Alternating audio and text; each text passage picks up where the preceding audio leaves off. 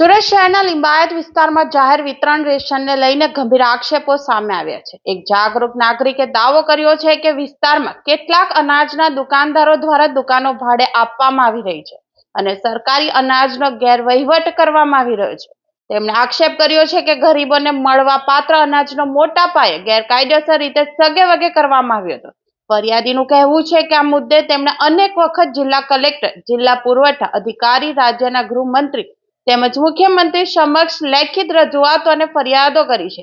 તેમ છતાં આજ દિન સુધી કોઈ અસરકારક કાર્યવાહી કરવામાં આવી નથી, જેના કારણે તેઓમાં ભારે રોષ જોવા મળી રહ્યો છે। આક્ષેપોની યોગ્ય તપાસ અને જવાબદાર લોકો સામે કડક કાર્યવાહી કરવાની માંગ સાથે જાગૃત નાગરિક અનોખી રીતે વિરોધ નોંધાવી રહ્યા છે। તેમણે ફાટેલા કપડાં પહેરીને ધરણા પર બેસી સરકાર અને વહીવટી તંત્રનું ધ્યાન આકર્ષવાનો પ્રયાસ કર્યો છે। તેમનું કહેવું છે કે જ્યાં સુધી સમગ્ર મામલે નિષ્પક્ષ તપાસ કરીને દોષિતો સામે કાર્યવાહી નહીં થાય ત્યાં સુધી તેઓ પોતાનો વિરોધ ચાલુ રાખશે તેવી ચીમકી ઉચ્ચારી છે। મારું નામ છે પરેશ કુમાર મધુકર મહાલે। હું રાશન ચોરીના મુદ્દા પર છેલ્લા 1 વર્ષથી લડી રહ્યો છું। નાયબ મામલતદારની કટકી સાથેના વિડીયો યુટ્યુબ પર જોયા હશે તમે। નાયબ મામલતદાર ભ્રષ્ટ છે। મકવાણા સાહેબ કરીને જે નાયબ મામલતદાર છે લિંબાયત ઝોનનો, એને 1 વર્ષથી અમે લોકો અરજીઓ આપી રહ્યા છે।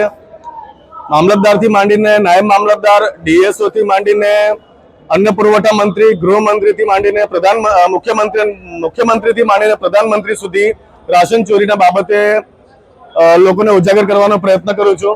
ઘણી બધી ફરિયાદો કર્યા છતાં પણ, પ્રધાનમંત્રી સુધી ફરિયાદ કર્યા છતાં પણ ગરીબોનું અનાજ વિસ્તારના અસામાજિક તત્વો, અનાજ માફિયાઓ, કોર્પોરેટરો, સાંસદો અને ધારાસભ્યોને ખબર હોવા છતાં કોઈ જાતની કામગીરી એમાં થતી નથી।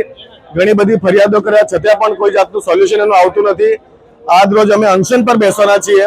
ઘણી બધી કમ્પ્લેન્ટો કર્યા છતાં પણ જો અમને નિરાકરણ ન આવતું હોય તો અમને મારી નાખો યા તો પૂરું અનાજ આપો। આ મુદ્દો છે મારો, પૂરું અનાજ આપો અથવા અમને મારી નાખો।